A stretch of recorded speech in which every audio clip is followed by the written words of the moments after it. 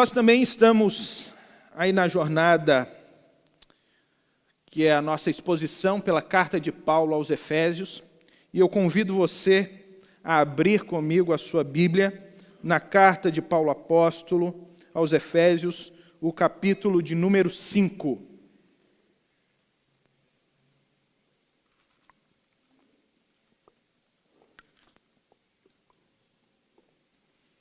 Efésios, capítulo 5, versículo 1.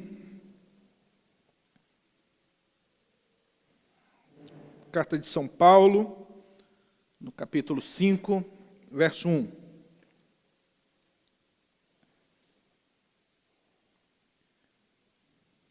Portanto, sejam imitadores de Deus como filhos amados, e vivam em amor, como também Cristo nos amou, e se entregou por nós como oferta e sacrifício de aroma agradável a Deus. Entre vocês não deve haver nem sequer menção de imoralidade sexual, como também de nenhuma espécie de impureza e de cobiça, pois essas coisas não são próprias para os santos. Não haja obscenidade, nem conversas tolas, nem gracejos imorais, que são inconvenientes, mas, ao invés disso, ações de graças, porque vocês podem estar certo disto: nenhum imoral, ou impuro, ou ganancioso, que é idólatra, tem herança no reino de Cristo e de Deus. Ninguém os engane com palavras tolas, pois é por causa dessas coisas que a ira de Deus vem sobre os que vivem na desobediência.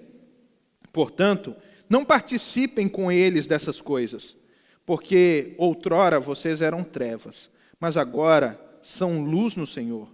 Vivam como filhos da luz, pois o fruto da luz consiste em toda bondade, justiça e verdade.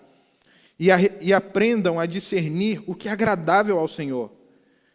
Não participem das obras infrutíferas das trevas, antes exponham-nas à luz, porque aquilo que eles fazem em oculto, até mencionar é vergonhoso, mas tudo o que é exposto pela luz torna-se visível, pois a luz torna visível todas as coisas. Por isso é que foi dito: desperta, ó tu que dormes, levanta-te dentre os mortos, e Cristo resplandecerá sobre ti. Tenham cuidado com a maneira como vocês vivem, que não seja como insensatos, mas como sábios, aproveitando ao máximo cada oportunidade, porque os dias são maus. Portanto, não sejam insensatos, procurem compreender qual é a vontade do Senhor. Não se embriaguem com um vinho que leva à libertinagem, mas deixem-se encher pelo Espírito, falando entre si com salmos, hinos e cânticos espirituais, cantando e louvando de coração ao Senhor, dando graças constantemente a Deus Pai por todas as coisas, em nome do Senhor Jesus Cristo. Sujeitem-se uns aos outros por temor de Cristo. Até aí.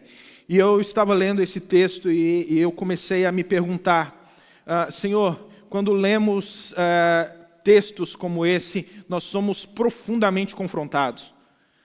O nosso coração é profundamente confrontado porque a mensagem ela é muito clara em textos assim. Ela é muito clara e ela nos confronta diretamente com os nossos erros, os nossos pecados. Nós começamos a perceber que provavelmente existe alguma situação em nossa vida, ou pelo menos já existiu alguma situação em nossa vida que traz alguma condenação. Condenação diante de textos que dizem: olha, é por estas coisas que a ira de Deus vem sobre os filhos da desobediência. E nós começamos a nos sentir profundamente condenados e perguntamos: Senhor, e aí, como sermos salvos? Senhor, como estabelecer relacionamento contigo diante de um coração tão pecaminoso, diante de uma vida que realmente tem tantas falhas, é uma existência tão limitada, nós somos tão pequenos às vezes. A coisa passa tão rápida, como continuar vivendo e ainda assim ter a expectativa de um relacionamento com o Senhor? Numa existência onde nós realmente praticamos muitas coisas que elas estão em oposição ao caráter santo de Deus. Nós não poderíamos ler esse texto sem antes termos passado por toda essa jornada pela carta de Paulo aos Efésios que nós estamos tendo nos últimos domingos, nas últimas semanas. Cada versículo, cada palavra, cada intenção de Paulo, cada frase de Paulo nos trouxe até aqui, para que ele pudesse então rasgar o nosso coração e colocar diante de nós uma imagem, uma figura, um padrão, uma existência mais nobre, um desejo por uma vida mais elevada, uma vida que mostre ao mundo que existe, sim, oportunidade de ter e participar de uma existência que ela é mais espiritual, que ela reflete mais o caráter de Deus. Que nós podemos, sim, ser pessoas diferentes em um mundo que está fazendo, às vezes, tudo o contrário daquilo que Deus, Ele espera de nós. Paulo vai nos mostrar como nós podemos conseguir isso nos versos anteriores, quando ele apresenta dizendo, olha, a salvação não é por obras, a salvação é pela graça. Você não pode fazer nada para merecer a salvação de Deus. Sabe, não é uma troca. A vida com Deus não é uma barganha, onde você faz coisas boas, você faz coisas certas, e porque você faz coisas boas e você faz coisas certas, você alcança essa salvação numa base de troca, um trocadilho, uma barganhazinha. Não adianta isso, não adianta frequentar a igreja para ser salvo, não adianta dar oferta, dar dinheiro, como muitas igrejas estão falando por aí. Nada disso nos leva ao céu. O que nos leva realmente ao encontro do Senhor é um relacionamento com Ele. E sabe, relacionamentos são complicados. Relacionamentos são complicados. Porque existe muita expectativa, existe ansiedade. E não é diferente no nosso relacionamento com o Senhor. Nós desenvolvemos expectativas falsas. Nós desenvolvemos umas esperanças muito tolas a respeito daquilo que Ele faz, daquilo que Ele pode fazer. Nós nos perguntamos às vezes por que Deus permite determinadas situações na nossa vida, porque precisamos sofrer algumas coisas que nós não gostaríamos de sofrer. Por que Ele permite determinadas circunstâncias e situações que mexem com o nosso coração, e é claro, nós não gostaríamos de passar por aquilo. Mas Paulo vai sempre nos orientar durante toda a carta de Efésios, mostrando a bondade de Deus.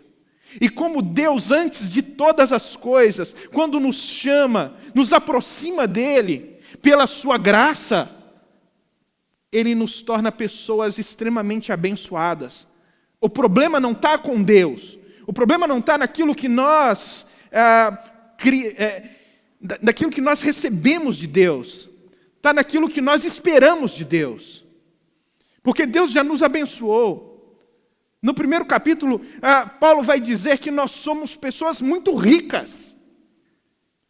Então, para Paulo, no conceito paulino, inspirado por Deus, ao escrever a carta, nós, aqueles que entregaram a vida a Jesus, somos pessoas extremamente ricas.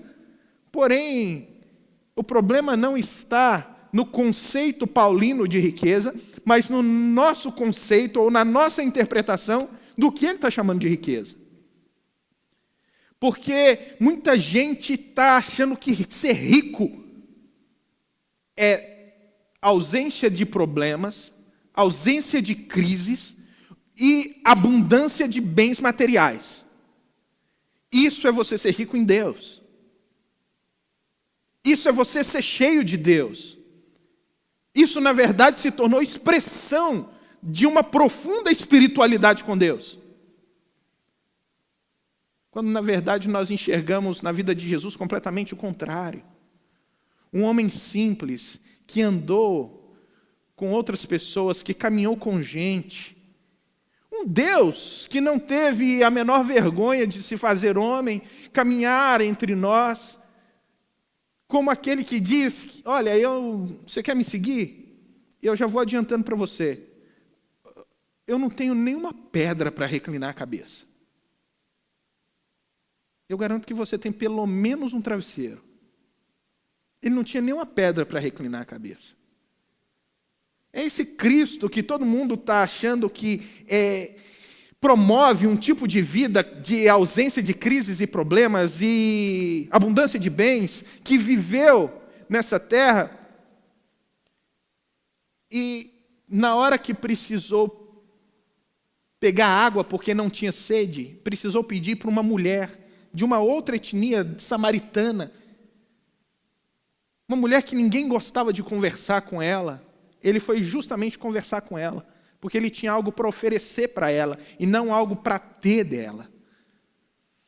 É um homem que, na hora de pagar um imposto no templo, precisou pedir para o seu amigo, ô Pedrão, eu não tenho dinheiro aqui não, vai lá, pesca um peixe.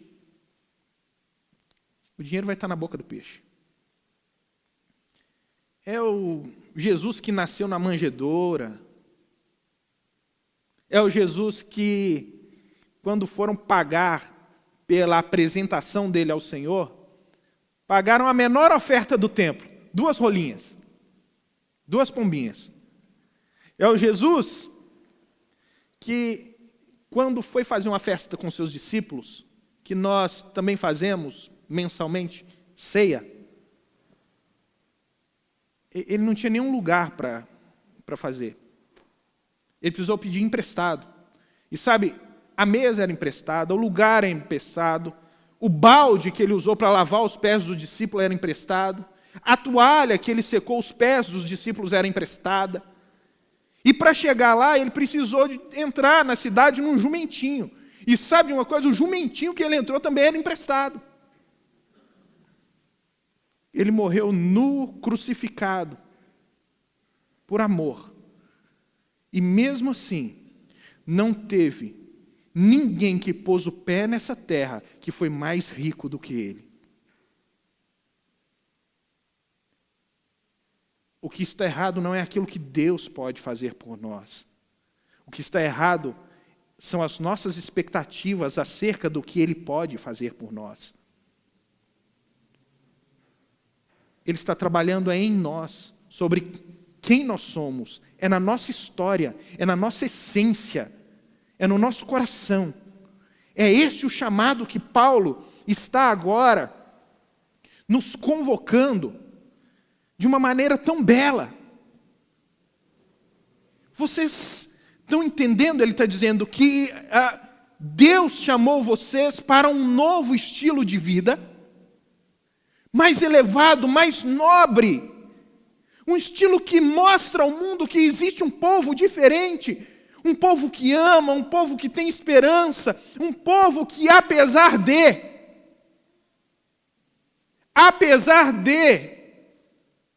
continua crendo, continua amando, apesar de toda a dor, tem o prazer ainda de falar, a paixão ainda de expressar todo o seu amor por Deus.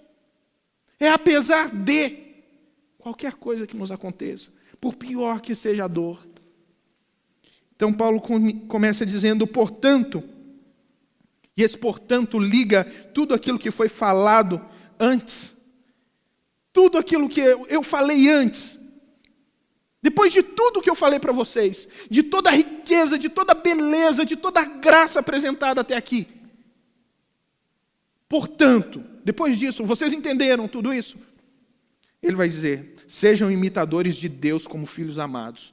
E que frase é essa? Que frase maravilhosa é essa? Porque ele diz, sejam imitadores de Deus. E se parasse por aí, nós estávamos apertados. Como ser imitador de um Deus santo? De um Deus que tem um caráter perfeito? De um Deus que nele não existe falha, não existe contradição, e nós somos seres essencialmente contraditórios. Os nossos sentimentos são contraditórios.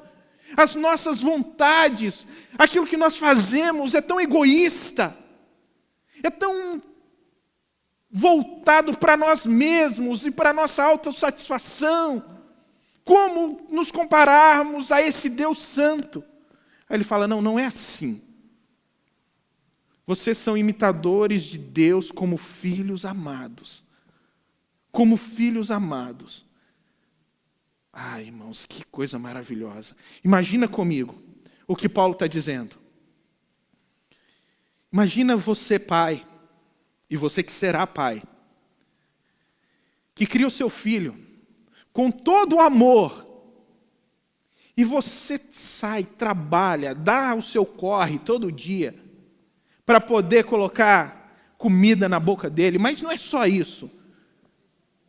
É você olhar para ele na cama, o dia que ele está doente, e você chorar, e você sofrer, e a dor dele fazer você sofrer.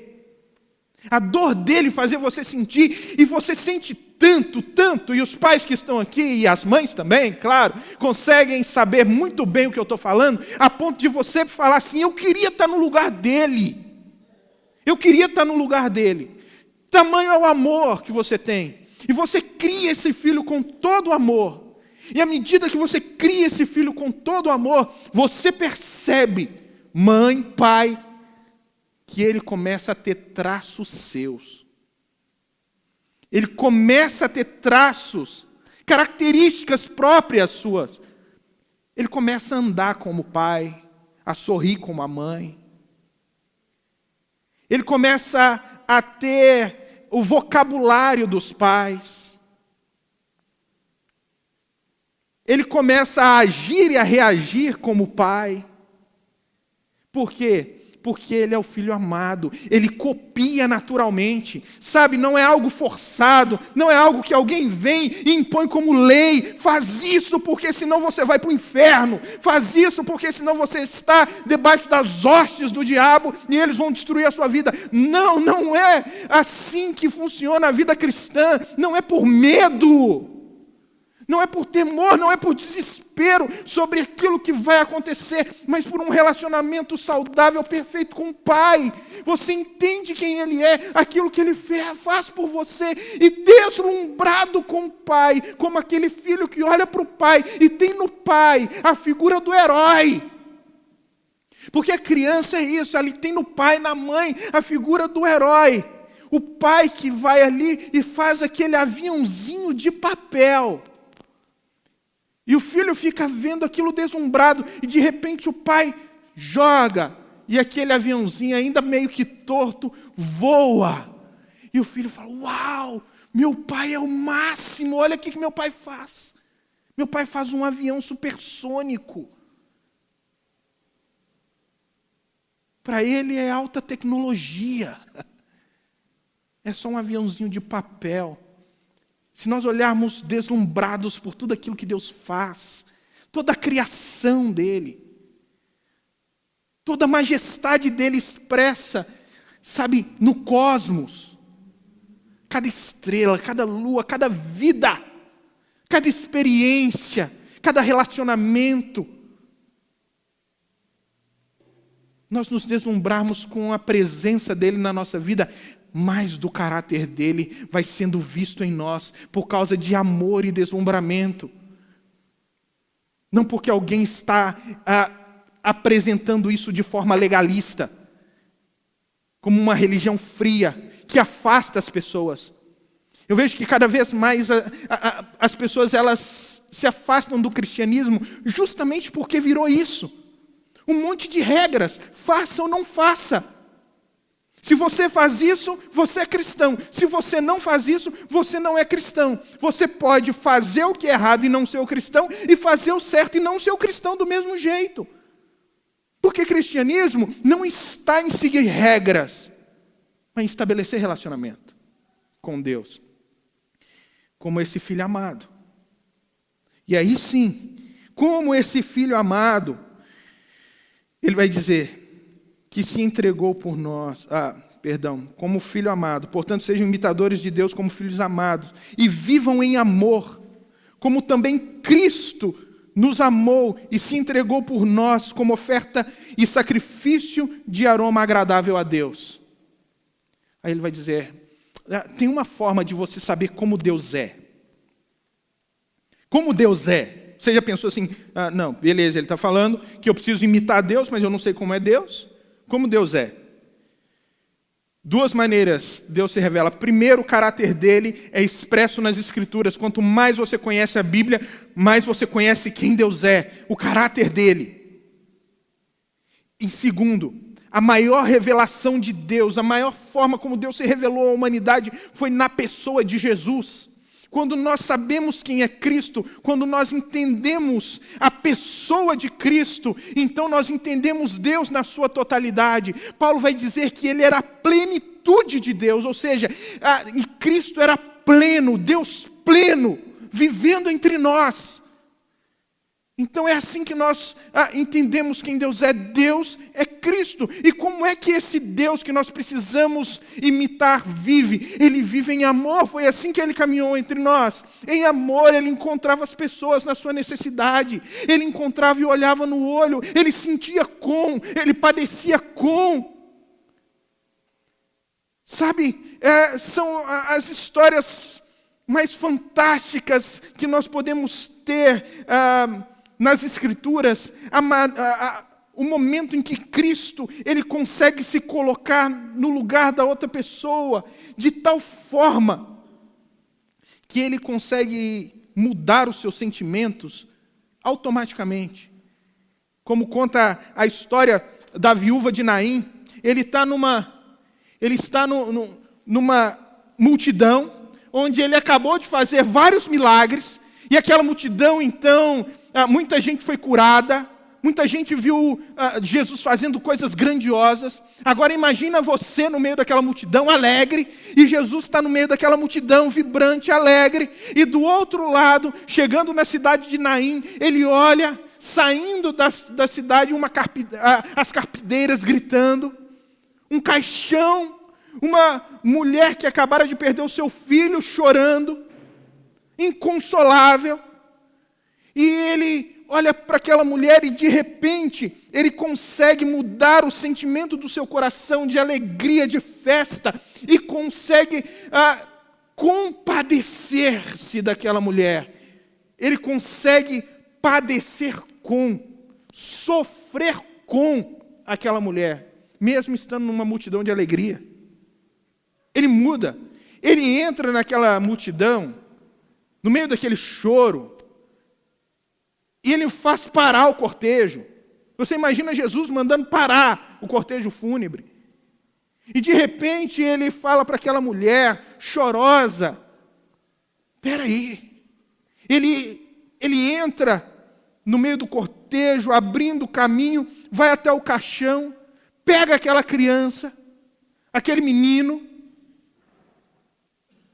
ressuscita aquele menino e entrega para a mãe. Ele não perguntou se aquela mãe cria nele, se ela queria aquilo. Ele simplesmente sentiu com.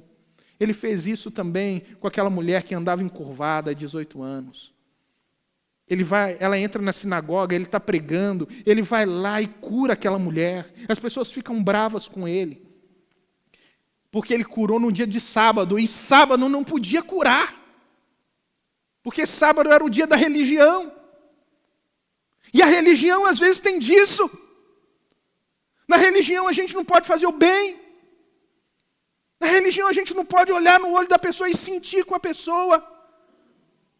A gente não pode entender as mazelas dela. A única coisa que as pessoas fazem envolvidas numa religião fria é julgar o outro. Julgar o outro e menosprezar o outro por causa do estilo de vida, como o outro vive, lançando o outro no inferno, sem ter misericórdia, sem manifestar graça, amor. Cristo não, ele vai e acha e resgata. Então ele está falando, olha, esse Cristo, ele morreu por você. Ele amou tanto você que ele morreu por você. Agora, diante de um amor tão deslumbrante, para que você não pudesse sofrer as penas da condenação. Ele sofreu as penas no seu lugar. Qual é a sua resposta diante disso? Qual é a sua resposta diante disso? Aí a resposta de Paulo é clara. Para quem entendeu tamanho amor, para quem entendeu tamanha graça, tamanho favor feito por Cristo, aí ele vai dizer: entre vocês não deve haver nem sequer menção de imoralidade sexual. Sabe, tem um padrão. Ele está falando para os efésios. Lembra que os efésios, a cidade de Éfeso era profundamente sensualizada. Você tinha um templo voltado à deusa Diana, onde haviam milhares de sacerdotisas que ficavam ali o dia todo, simplesmente cultuando a deusa, e o formato básico do culto à deusa Diana era justamente as práticas sexuais. Os homens chegavam para as mulheres e diziam: eu vou lá na igreja, tá? A mulher vai fazer o quê? Não, eu vou adorar um pouquinho. A mulher sabia que ele ia lá na igreja para se prostituir. Mas não era só isso. A mulher falava para o marido: olha, eu estou indo lá na igreja, tá? Lá no templo. O marido sabia o que a mulher ia fazer. Ela ia se prostituir. Meu sonho é ser sacerdotisa. O marido sabia. Elas eram sacerdotisas prostitutas. Era uma cidade onde o comércio, sabe, era efervescente, era crescente, justamente por causa do templo. Muita gente ia para lá. Para quê? Para participar do culto. Para desfrutar de tudo aquilo que a cidade de Éfeso podia dar. Uma cultura completamente sensualizada, sabe? Não é muito diferente do nosso Brasil. Não é diferente do nosso Brasil, onde as meninas sonham hoje em dia, ao invés de serem boas profissionais, serem paniquetes. Terem o corpo das paniquetes. O padrão está invertido. Um Brasil que é conhecido lá fora no exterior pelo carnaval, e não por causa do que produz, não por causa de uma literatura saudável, não por causa de uma produção de justiça, mas por causa do carnaval. É um dos maiores locais do mundo de turismo sexual. Existe muita coisa que precisa ser mudado, gente. E não é uma questão simplesmente de prática, é uma questão de conceito. É isso que Paulo está ensinando aqui. Muda o conceito, muda a maneira de ver o mundo, muda a maneira de enxergar a vida. Vocês vivendo desse jeito, Paulo está dizendo, se vocês viverem desse jeito, vocês estão se coisificando. É isso que o mundo faz, é isso que a vida está fazendo. As coisas estão tendo mais valor do que pessoas, e as pessoas têm se tornado objeto. Nós personificamos coisas e coisificamos pessoas. O mundo da sensualidade está crescendo. A pornografia é 70% da internet. Uma criança, segundo a estatística, vai ter o seu primeiro encontro com uma imagem pornográfica aos 7 anos de idade. Que mundo nós estamos construindo? Nos Estados Unidos, 70% dos pastores são viciados em pornografia, vivendo debaixo de uma escravidão. O que precisa mudar não é só prática, é conceito, é valor. Porque tudo isso está aprisionando o ser humano, está destruindo a alma do ser humano, está destruindo os relacionamentos, está entrando dentro de casa, está destruindo as famílias. A sociedade está se autodestruindo. Não é uma questão apenas de praticar alguma coisa porque Deus está mandando, mas é deixar de fazer alguma coisa para o nosso próprio benefício, para a nossa própria qualidade de vida.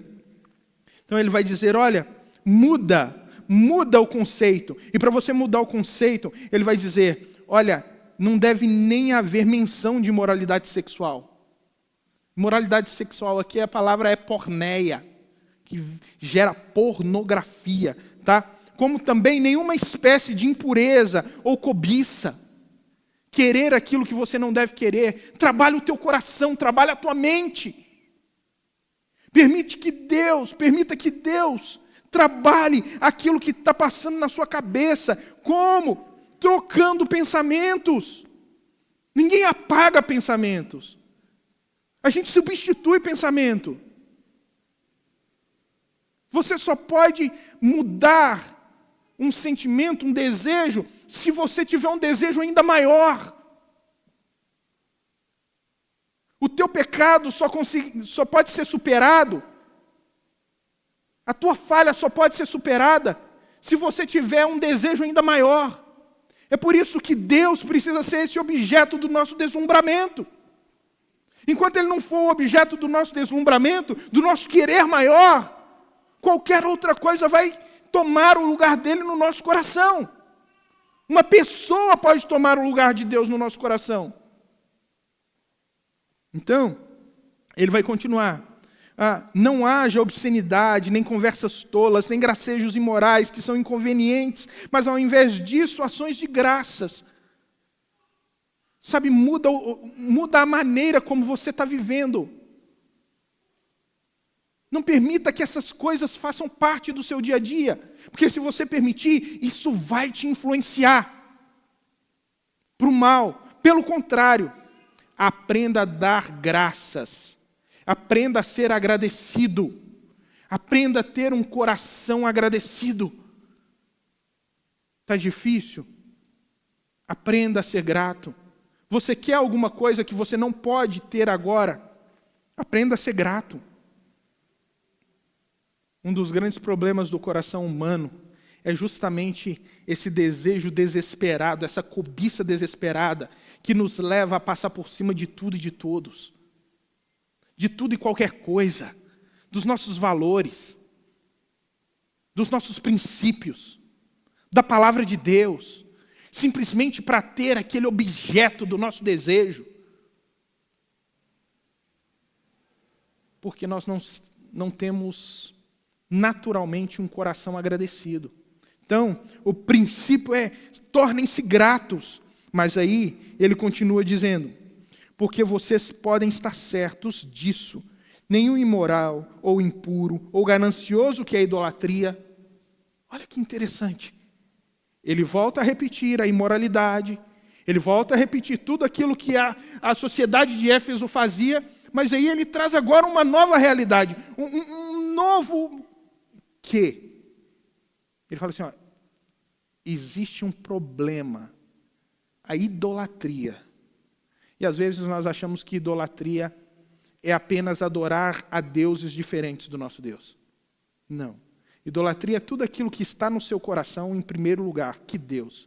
E sabe, tem algo que facilmente toma o lugar de Deus? É o dinheiro. Então ele vai falar assim, ganância é idolatria. Ganância é idolatria. Ganância é o quê? Deixa eu explicar para você.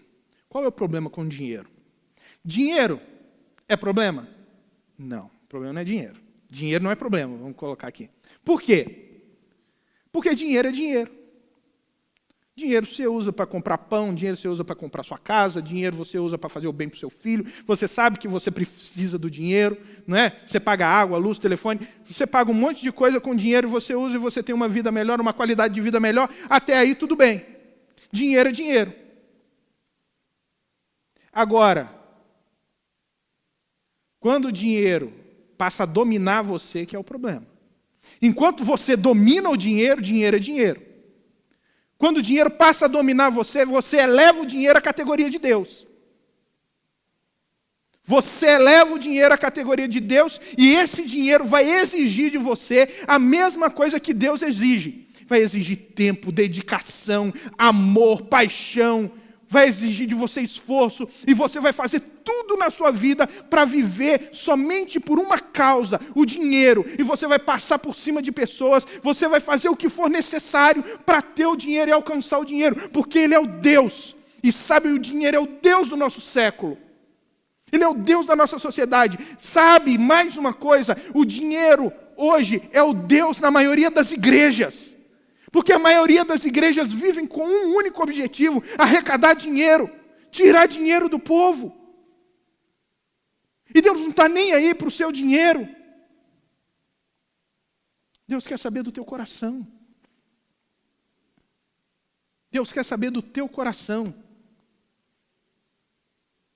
É tanta coisa que falam por aí, que às vezes eu fico até abismado com a capacidade desse povo de, sabe, elaborar coisa. É uma criatividade fora do normal, que só pode vir, desculpa a minha palavra, de Satanás um negócio desse. Porque se você não der, você vai ser roubado pelo devorador, o cortador, o migrador, o diabo. Você vai ter prejuízo, vai vir as hostes do inferno para destruir você. Deixa eu contar um segredo para você. Deus não está preocupado com isso, não. Quando você não tem um coração generoso, que é capaz de abençoar o outro, o diabo também não está nem aí para o seu dinheiro. Por que ele estaria preocupado com o seu dinheiro se ele já ganhou o seu coração? Por que ele estaria preocupado com o seu dinheiro se ele já colocou no seu coração a semente da idolatria? O diabo não quer que você se dobre a ele. O diabo quer que você se dobre a qualquer coisa, menos a Deus. Qualquer coisa que você se dobrar para Ele, tá bom. Não precisa ser a Ele. Menos a Deus. Então Ele está dizendo, fujam dessas coisas. Fujam dessas coisas. Por quê? Nenhum desses vai ter a herança no reino de Cristo e de Deus. Se nós não permitirmos que Deus trabalhe no nosso coração, e nos mude, nós também não teremos essa herança. E aí isso é muito pesado, sabe por quê? Porque é bem provável que como eu, você se sinta condenado em alguma coisa. Você lembre daquele momento em que você pegou aquele dinheiro, aquele trabalho, e você pensou assim, naquela hora aquele dinheiro foi um ídolo para mim, foi um Deus. Sabe, você pode pensar assim, na minha experiência, eu já tive muita queda aí na área sexual. E você pensa, estou fora do reino. Estou fora do reino. Mas a gente só pode ler isso segundo aquilo que Paulo falou nos capítulos anteriores. Deus age com graça para nos transformar. Por isso ele vai continuar dizendo, ninguém os engane com palavras tolas, pois é por causa dessas coisas que a ira de Deus vem sobre os filhos da desobediência. Sabe, a ira de Deus é algo fundamental na fé cristã. Hoje em dia Deus é feito um Deus bonachão, um Deus de amor, um Deus que não ira. Mas deixa eu falar, se Deus não se ira, Deus também não ama. Porque Deus só amou você por causa da ira dele. Se você não entende, eu vou explicar. Um dia, Adão e Eva estavam num jardim e Deus falou, olha, não coma do fruto da árvore. E eles foram lá e comeram. Depois daquilo ali, todos os seres humanos se tornaram maus. Na sua natureza eles se tornaram maus. E por terem se tornado maus, a Bíblia diz, olha, vocês agora estão condenados. Deus disse, vocês estão condenados. A única coisa que nós merecíamos era o inferno, então. Essa era a única realidade. Porque nós estávamos debaixo da ira de Deus. Porque Deus é um Deus justo. Mas aí essa justiça de Deus também cobra o amor de Deus. E Deus resolve falar assim, bom, eles não podem resolver esse problema. Eles não podem resolver o problema do erro, do pecado deles. Então só tem uma maneira, eu vou resolver para eles. Como? Eu vou entrar na história. Eu vou me fazer um deles. Eu vou andar com eles. Eu vou mostrar como é a vida, ou como a vida deveria ser. Eu vou tomar o lugar deles na cruz. E no alto daquela cruz, eu vou pagar o pecado deles. Eu vou pagar o pecado deles. A ira de Deus caiu sobre a própria cabeça dele naquela cruz. Ele recebeu a ira dele, que era para mim e para você, sobre ele, sobre o filho dele naquela cruz. Para que nós não precisássemos receber. E assim, recebendo a própria ira, derramando a própria ira na cabeça do filho dele, ele mostrou todo o amor que pode existir no mundo, por nossa causa, por mim e por você. Então é extremamente importante, quando nós olhamos isso e ficamos deslumbrados, nós podemos viver uma vida diferente, porque agora Deus está nos capacitando. Então ele vai dizer, portanto, não participem com eles dessas coisas. Não participem. Tem gente que faz isso, mas nós não fazemos. Por que nós não fazemos? Porque vocês eram trevas, mas agora são luz. Porque vocês tinham uma essência diferente. E não foram vocês que se fizeram luz. Mas Deus fez com que vocês se tornassem luz. Ele brilhou no nosso coração a salvação. Ele nos encheu com o Espírito Santo, para que nós pudéssemos viver uma vida diferente. Aí Paulo vai dizer, por isso, vivam como filhos da luz. Vivam como filhos de Deus. Vivam de maneira diferente. Pois o fruto da luz consiste em bondade, justiça e verdade.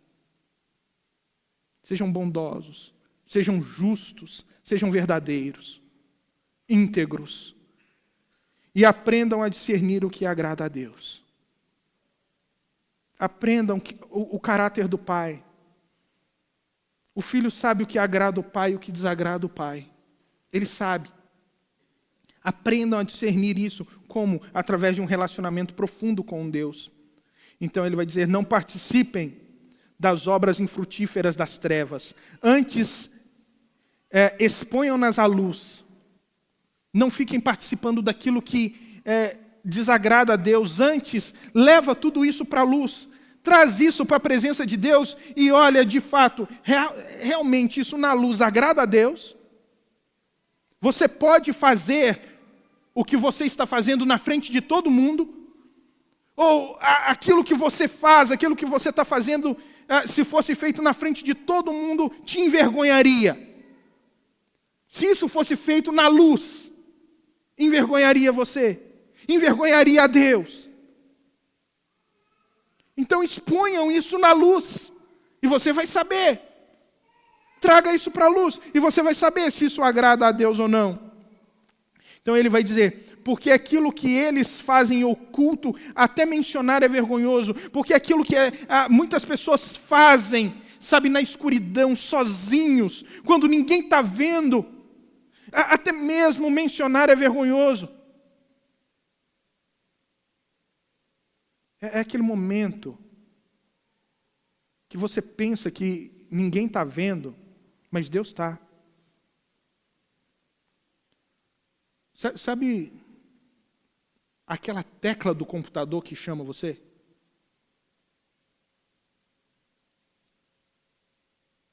Sabe o celular que chama você? Sabe aquele dinheiro que não é seu, mas chama você? Ninguém pode ficar sabendo. E ninguém nem precisa ficar sabendo. Segundo Paulo, Deus está sabendo. E esse é o meu e o seu problema. Deus está sabendo. Então, ele vai dizer, mas tudo o que é exposto à luz torna-se visível, pois a luz torna visível todas as coisas. Por isso foi dito, desperta, ó tu que dormes, levanta-te dentre os mortos, e Cristo resplandecerá sobre ti. É como se Paulo estivesse falando, olha, traga para a luz todos os seus atos. Traga para a luz tudo que você faça, tudo que você faz. Não procure fazer coisas escondidas, porque aquilo que você precisa fazer escondido, certamente tem alguma coisa errada. Faz com clareza.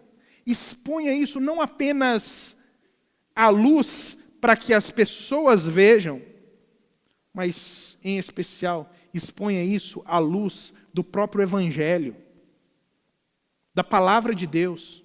Faça a leitura da Palavra de Deus. Existe um livro muito antigo, que tem um título muito sugestivo, que diz assim, no seu lugar, o que faria Jesus? No seu lugar, o que faria Jesus? É um título muito sugestivo. É isso que Paulo está nos chamando, nos ensinando. O que nós queremos? A palavra de Paulo para nós, essa noite, é uma meditação não para nos condenar. Não é uma condenação, apesar de ser duro. Mas é uma palavra de ânimo. Você, como eu, deve olhar para o mundo e falar assim, gente, tem tanto sofrimento. Ou não? Sim ou não? Está com vergonha hoje? Sim ou não? Você deve olhar para o mundo e falar, gente, é tanta corrupção. Sim. Gente, alguém precisa fazer a diferença. Sérgio Moro, pelo amor de Deus. Não? Sim ou não? Você deve olhar e falar assim, gente, alguém precisa ser levantado nessa nação para fazer justiça.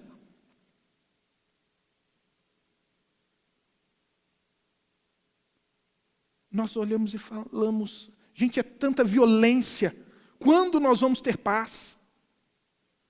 Você olha na televisão, tem aqueles telejornais, gente, você tem que colocar uma bacia debaixo da televisão, porque aquilo escorre sangue, senão suja a sala toda, de tanta dor, tristeza. E você pergunta, gente, ninguém vai fazer nada. Cadê a polícia? Cadê os políticos? Vou contar uma história. Deus não está perguntando cadê a polícia, nem os políticos. Deus está falando assim, cadê a igreja? Cadê a igreja? Cadê você? Cadê eu? Aonde nós estamos? Porque não são os políticos à luz do mundo. Não são os policiais à luz do mundo. Eles fazem o trabalho deles e tomara que façam bem feitos. Nós devemos orar por isso, a Bíblia nos ensina. Mas brilhar, luz, esperança, amor e transformação, só a igreja de Cristo. Só a igreja. É para isso que Cristo está chamando, é isso que Paulo está dizendo. Você pode fazer isso. Você pode ser uma esperança no mundo. Você pode ser uma luz no mundo. Você pode ser um diferencial no mundo. Você pode mostrar ao mundo que existe um povo que vive diferente. Você pode mostrar a um povo que carrega esperança, apesar das dores, das mais profundas dores. Um povo que verdadeiramente ama a Deus e que não tem vergonha de proclamar a sua palavra, seja em palavras ou sejam em atos. Nós fazemos isso. Que Deus nos abençoe e nos encha do Espírito. Semana que vem nós vamos ver que Ele faz isso. E é porque Ele nos enche do Espírito que nós podemos ser essas pessoas diferentes. Deus abençoe você. Vamos ficar de pé?